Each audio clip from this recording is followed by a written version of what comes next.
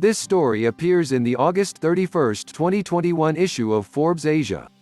Subscribe to Forbes Asia from underwater drones to satellite propulsion systems and everything in between. The inaugural Forbes Asia 100 to Watch list spotlights notable small companies and startups on the rise across the Asia-Pacific region. At a time when economies worldwide are struggling from the pandemic, these agile companies are on a growth path.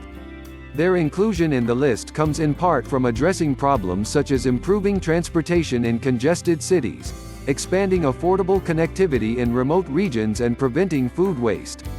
17 countries and territories are represented.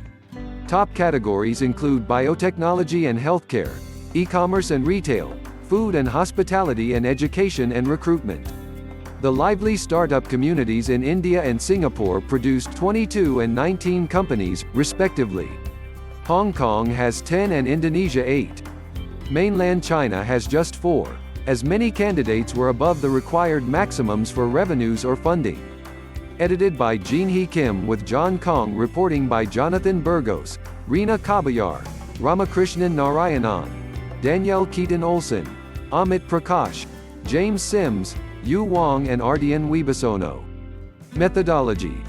To select our 100 to watch, Forbes Asia solicited online submissions, and invited accelerators, incubators, SME advocacy organizations, universities, venture capitalists and others to nominate companies as well. The final 100 was selected from over 900 submissions. To qualify for consideration, companies had to be headquartered in the Asia-Pacific region, be at least 1 year old, privately owned, for profit, and have no more than $20 million in its latest annual revenue or total funding through August 1. Our team evaluated each submission, looking at metrics such as a positive impact on the region or industry, a track record of strong revenue growth or ability to attract funding, promising business models or markets, and a persuasive story.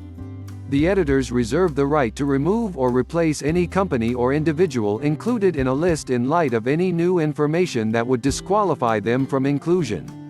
As self-driving cars rise in use, security for their computer systems becomes increasingly important. AutoCrypt, a spin-off from Seoul-based Penta Security Systems, provides these cars with cybersecurity and data theft protection.